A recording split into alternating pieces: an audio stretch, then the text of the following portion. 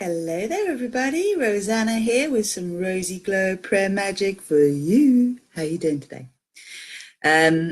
Well, I will say that it seems as though there's an energy shift going on because some of the people closest to me are having some really big purging moments where the core wounds are coming up. And, you know, saying the same thing again and again in different ways is kind of how we come to understand things. Hey, Rochelle, welcome. And I want to go into the prayer pretty much straight away because yesterday I talked about how important intention was in terms of getting clear on what you want and why you feel you want it, because beyond that, anything you do is going to be based on that. So if you're not clear, if your intentions are ego-driven or divine-driven, divine soul-driven, it's going to be really tricky to move forward with that. So let's just actually move this on a little bit so you can see where I'm going.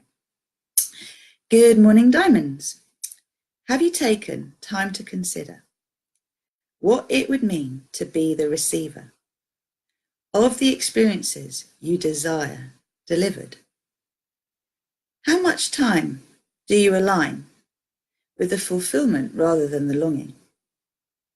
This is the key to co-creating a destiny that feels as good as imagined. Divine desire must be met, capital letters, with complete surrender, capital letters, in order to manifest. And yes, that means letting go of attachment to specific things and also allowing parts of us to die. So attached to suffering and keeping pain stories alive. Remembering there is always a choice. Keep believing the lie or dare to rise into divine truth and smash up the struggle paradigm. I am seeing my divinity in everything. I am choosing to fulfill my divine dream. I am that I am. It's a classic reminder of what we focus on grows, okay? And usually we're focusing on the absence of something that we want to be there. I talked yesterday in the video about climbing, instead of being on that constant climb, the climb of longing, actually being on the vista, on the ridge of receiving, of fulfillment, of taking it all in. And what that feels like, and that can be really alien to you if you're not used to that. If every time you've had a fulfilling experience, it's then been dashed with something terrible happening afterwards to compensate for it, because that's how we tend to see things. I was talking to my coaching group last night about the fact that some of the beliefs we have is that, every up has a down, that the balance is one in the end where it's neutralized rather than the better it gets, the better it gets. It would be the worse it gets, the worse it gets. So like for every up, there's a down, that if you get too big for your boots, then you'll have a crash. There's all sorts of things that kind of happen that hold us. And they're the beliefs that get triggered when we start to see things going the way we want them to. So remember that one of the key blocks we have is around deserving, is around feeling that we deserve to have more than we currently have. So we seek to make ourselves feel comfortable with what is there. If you don't own what you truly feel you need, then you're never going to be able to manifest it. So we were talking about the difference between sort of having no money and then wanting to be a multimillionaire, right? So having debts and then being a multimillionaire. And that can seem really enticing, the idea of being a multimillionaire, but ultimately you're discussing here a bridge that is too big. It's too big a leap to be able to conceive of going from being in debt to having so much money you don't know what to do with it. So the incremental steps are so important. What would it feel like to be debt-free? What would it feel like to be able to walk around knowing that you can afford anything you want? Because actually that is the truth. We can afford anything we want. When we decide we want something, the resources will become available to make that possible. That is true. That is really true. But we tell ourselves all sorts of stories saying we can't afford this, we can't afford this, we can't do that. So we then talk about budgets and we limit ourselves through budgets because that makes it easier for us. Well, I know that I can stretch myself to this. I know that this is just about possible in the realms of my perception, imagination, etc. And again, whatever gets you there, gets you there. So expanding slowly into your fullness, into your bigness is going to seem a lot easier to deal with than the huge leap into being a completely different being. Like we just can't do it. It's too scary. We shut down. So being very patient with ourselves and being very patient with the parts of us that feel undeserving of what we want. Most of us, if we're honest, will settle for far less than we deserve. And we then focus on the absence of it when it gets taken from us. It's like, even that didn't want me. Actually, no, when you decide to consciously set your vibration that you deserve better, than just making do, than suffering, than being okay, and you deserve to thrive, those consciousness elements around you that manifest as things, people, experiences that don't resonate with thriving are going to disappear. So I am a bit obsessed at the moment with letting things die in order for new things to be reborn. And this is partly because of Beltane, but it's just this idea that, you know, we say we want something, but we are so attached to our pain. This bit here,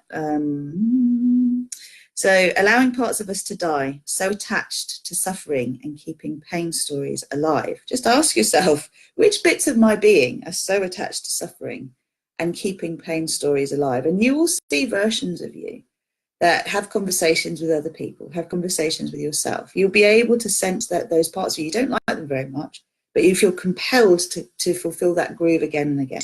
And that's called a samskara. Okay, so samskara is basically a groove that you keep creating. It's like a neuro pathway that you keep reinforcing. You can have positive or helpful samskaras and unhelpful samskaras, in the sense that some will spiral you upwards to joy and others will spiral you downwards to doom. It's up to you.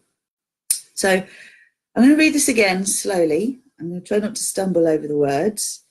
Remember, yesterday it was about getting clear on your intention. Today it's about taking the bridge journey from longing to fulfillment in the areas that you would like to have, because whatever you want is on its way. How long it takes is in alignment with divine truth. It's not in your control as your human self, but it's on its way. So when you know it's on its way, if a letter's in the post and you know that it's not going to get lost, it's going to be delivered, and they will make sure they hand it to you in person. Can you not just get on with doing what you really want to do, whatever that is in this moment? If what you really want to do isn't available to you right now, so for example, you want to have loads of sex, but you don't have someone to have sex with, okay, be self-pleasure. You can go and have something casual, but is that going to give you the return that you want? Is that going to give you the fulfillment that you want? Probably not. So how else can you channel that energy? Dancing, meditating, Kundalini yoga, gardening, like, you know, how are other ways you can move that energy through your body? Get to know that energy. You can practice tantra on your own. You can practice mastering techniques you'd like to learn on your own. You know, what's really stopping you from moving forward? Usually nothing other than well, I want to do it with someone, and they're not here yet. No, they're not. But one part of this journey is gathering knowledge. Another part is allowing that knowledge to percolate, to settle within you.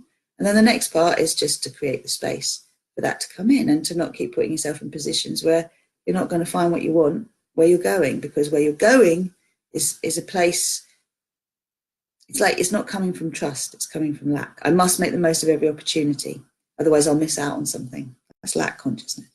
No, go where you really want to go. Go to the things that excite and delight you, because you just feel excited and delighted about them without knowing why. Okay, that's a divine action, not from up here. Okay, good morning, diamonds. Have you taken time to consider what it would mean to be the receiver of the experiences you desire delivered? How much time do you align with the fulfillment rather than longing? This is the key to co-creating a destiny that feels as good as imagined.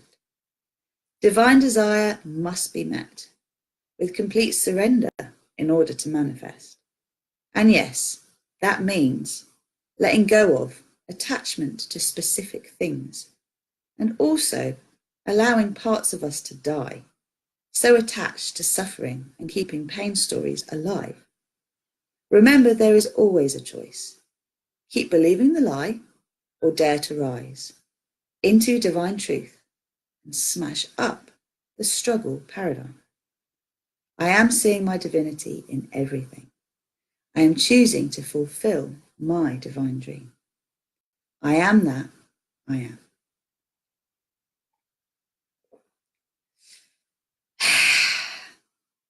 I am seeing my divinity in everything. I'm choosing to fulfill my divine dream. What is your divine dream? What have you created on your own that you would like to share with another? What is it you want to expand that you have some of already? What is it you want to experience that you haven't had yet? Just put that there. You know, like, I had to admit to myself that I'm not that bothered about traveling.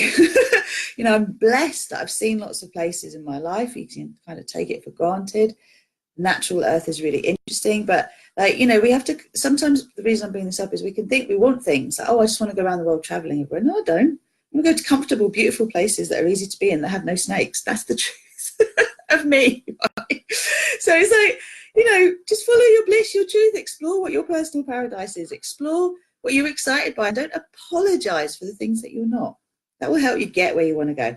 So please just bear in mind, if you're feeling like you're going through the mill at the moment, seems as though there is an energy upgrade going on. There's going to be loads of them. So use your tools. If you're not feeling supported, get some support. Remember, there's always support. When you look for it, you will find it, and work out what kind of support you want. I've got loads of freebie support through Instagram, through YouTube, through RozyGlow Facebook. We've also got the opportunity to join the next Co-Creation Success course, which we've now decided is going to start to do August the 18th, because I'm just too busy before that to be able to do 6 consecutive weeks.